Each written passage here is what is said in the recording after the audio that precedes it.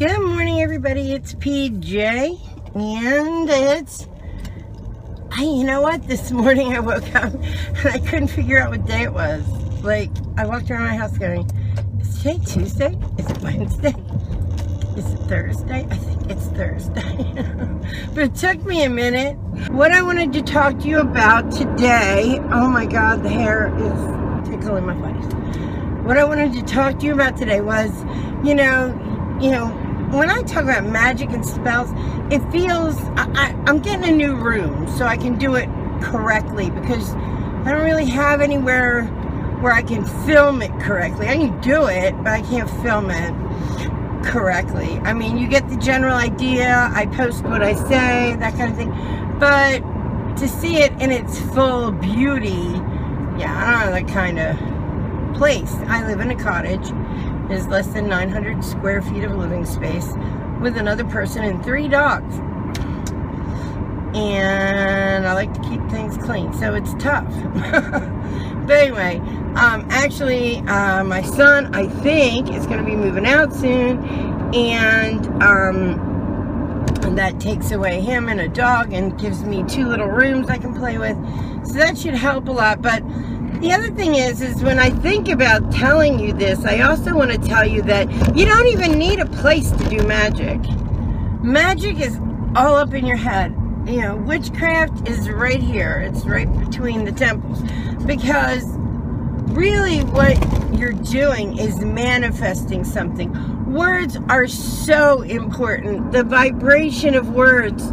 But your vibration's also important. And when you, I don't know if you can read auras, but I read my aura every now and then. The way you do it is you put your hand up and you kind of like not focus your eyes completely.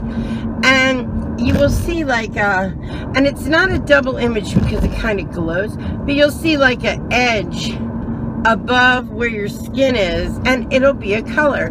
It can be pink, yellow, I've seen black, I've seen gray, and all of that is just a little bit of magic, you know. I was talking to somebody yesterday. We were having this conversation about hearing things, and so I was telling him that right after my boyfriend passed, that we were all in the office working, and we all, there's probably 13 of us, 14 of us, we all heard somebody say, Paula. And I actually thought it was Tim, my boss. So I was like, is Tim here? And I got up and walked out to the lobby, and there's no one there. So I opened the door and looked outside, no one there. I go in the back, look around, no one's there. I go in the garage, look around, not a soul. I walk back in, everybody's like, who was it? They heard it too. So magic doesn't need a room or a cauldron or a fire, or a candle, or incense. It just is. You just have to believe in it. And the person I was talking to yesterday, he's very much a devout Christian. And like, if you believe in the Bible, you believe in so much magic. I mean, it is full of magic. Mystics, magic, mysticism, like crazy, full of rituals. Like, it's no different. In my mind. Now, some people might argue that point with me. Why is this all weird? Some people might argue that point with me, but in my mind, it's all the same thing. Like, that's how I feel about it. I don't see I guess that's the only thing different between me and somebody who's religious is I don't see the difference. I think that if you believe in mystical things because of God, then you believe in mystical things. I mean, it's just, it is what it is. You can put whatever semantics or label on it. My favorite book is William Blady. He actually wrote The Exorcist. Before he wrote The Exorcist, he wrote this other book, and it was called Twinkle Twinkle Killer Kane. It's one of the best to me. It changed the way I looked at everything. And in it, he said, it was about an astronaut who was afraid to go to the moon because he didn't know if God would go with him. So if he died on the moon, is there a different deity? And it brought up a lot of philosophical questions, and I loved those questions. I agreed. I thought of those questions all the time. So if you want to go get it, it's out of print. You can only get it at Rare Books. Like, my son got me a copy like not long ago, or like a few years back, which was amazing, because I'm like, oh my God, where did you get this? It's like such a good book. It's called Twinkle Twinkle Killer Kane. It's really good. But anyway, my point is magic's everywhere. Magic's in the fact that a man who claimed to be the Son of God rose up. I mean, that's levitation.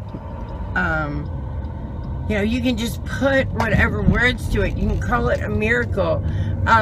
In voodoo, and I do a lot of voodoo and some Celtic work. Like, that's why I can't be Wiccan, because I mix so much crap. And in voodoo, they have the same thing as saints, basically. Like, they have all these wonderful people that once lived, or even like that they base their religion on each person and what they did, just like a saint. So we were talking about saints yesterday, and there was this, and I can't remember his name, but I guess he was some saint that some guy was like, and it was just recently, and he had said that some guy had like been all broken up, and he watched his legs mend in the name of Christ. And like, if I can believe that, and I do, it's like Padre Pedro or something like that. Anyway, he's a Delaware saint. He's from Delaware. And if I can believe in that, then where's the leap to anything else? You know, we think we're so smart, but there's so much we don't know. So my friend, who's the devout Christian, he has had many examples of hearing, you know, speaking when no one's there. But yeah, I think like the spirit world speaks to us all the time. So here's my thing. Don't just do magic when, you know, the moon is full and you have a perfect setting, and, you know, that's fun to do too. Rituals and rites, they're fun to do, and they empower you and make you feel good, and they bring about change that you want and whatnot. But the other side to that is that you can be driving to work today and say, you know, we're still under Mercury retrograde, so you could say like, Papa Legba, hear my plea, return my lover to me, and you say it like over and over. You can use mantras whenever you want. All mantras are a vibration. Beleth is a great mantra. Bjork is a great mantra. And a lot of them are runes, like Bjork, Theo, Rod, like Tyr. These are runes. Those are runes. But you use their vibration, their sound, as the magic that draws that particular character or whatnot into you.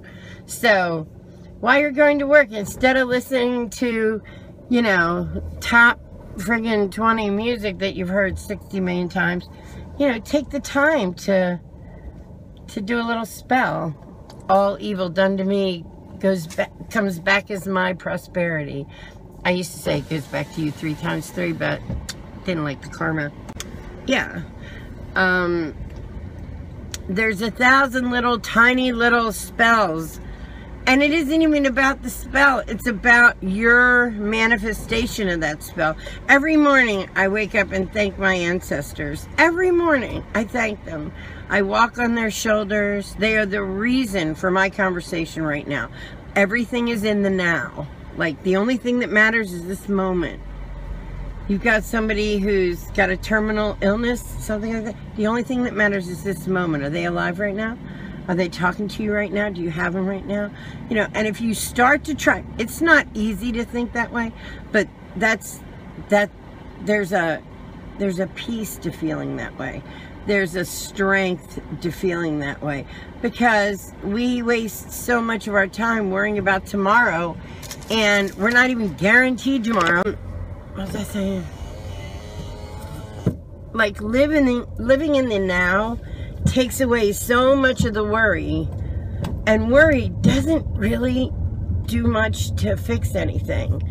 It just stresses you out. I mean, I said this to somebody recently, you know, worrying about money, fighting about money, dumbest thing anybody ever does.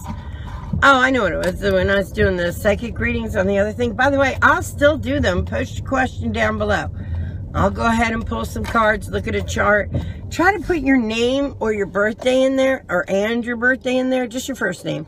So that I know who you are, and I can pull from your energy, do some meditation on it. Anyway, my point is, you know, live in the now. Use magic every moment of your life. Life is magical. We are astounded every day by the things we didn't know yesterday. It's amazing. Don't think, you know, human beings get stuck in these little ruts where they think they know it all, and we don't. We don't know anything. The shit we don't know is, the stuff we know is this big compared to the universe of stuff we don't know. You know? So, you know? No, I don't know. You get it? So, go be happy. Today's a good day. And if you live your life like that, you won't waste so much time worrying. It'll all work out. It's all okay. It's all good. Live in the now, today. Today is the day. Today is your only day. Because it might be. And then, what, are you going to waste it? But I love you guys. If you'd like to follow me down the rabbit hole that is my life, hit the button down below and subscribe. Give it a thumbs up if you like it. Thumbs down if you don't. Either way, I hope you're watching. The more grateful you are, the better you feel. The better you feel, the less sad you are. Less sad you are, the more good things that happen. Manifest good to your life. Draw it in. Suck it in. All right, baby. I love you guys. Bye. Bye, bye.